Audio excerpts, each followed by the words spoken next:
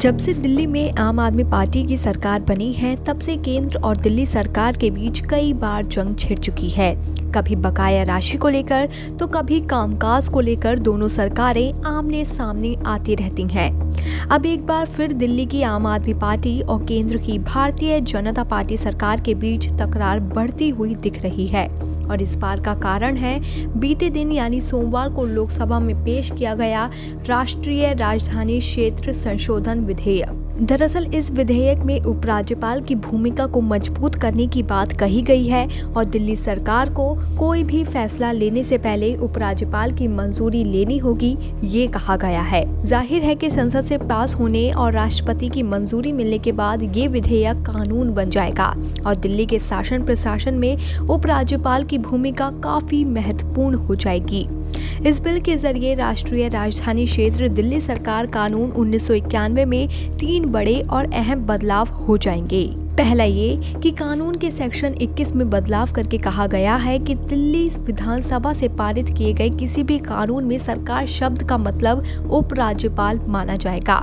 इसके अलावा सेक्शन 24 का दायरा बढ़ाया गया है, जिसमें अगर राज्यपाल चाहे तो विधानसभा से पारित कानून को मंजूरी देने से मना कर सकता है। सेक्शन 44 में भी बड़ा बदलाव किया गया है, जिसके मुताबिक दिल्ली सरकार या विधानसभा द्वारा लिए गए किसी भी फैसले के क्रियान्वयन के पहले उपराज्यपाल की राय लेना अनिवार्य बनाया गया है। आपको बता दें कि इस बिल के पेश होते ही दिल्ली के सीएम अरविंद केजरीवाल ने ट्वीट कर सीधे केंद्र सरकार पर निशाना साधते हुए कहा है कि दिल्ली की जनता द्वारा विधानसभा और एमसीडी चुनाव में नकारे जाने के बाद बीजेपी लोकसभा में बिल लाकर दिल्ली सरकार की शक्तियों को कम करना चाहती है। विधेयक संविधान पीठ के फैसले के विपरीत है।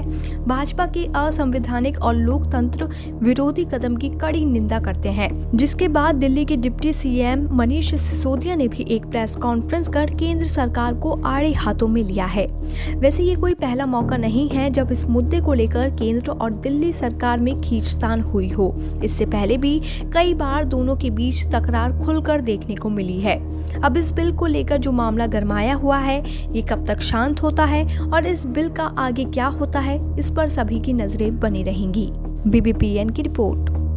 ताज़ा खबरों के लिए बने रहिए BBPN नेटवर्क के साथ, क्योंकि यहाँ आपको खबरें मिलेंगी नए भारत की। हमारे साथ बने रहने के लिए हमारे चैनल को सब्सक्राइब करें और शेयर करना बिल्कुल ना भूलें।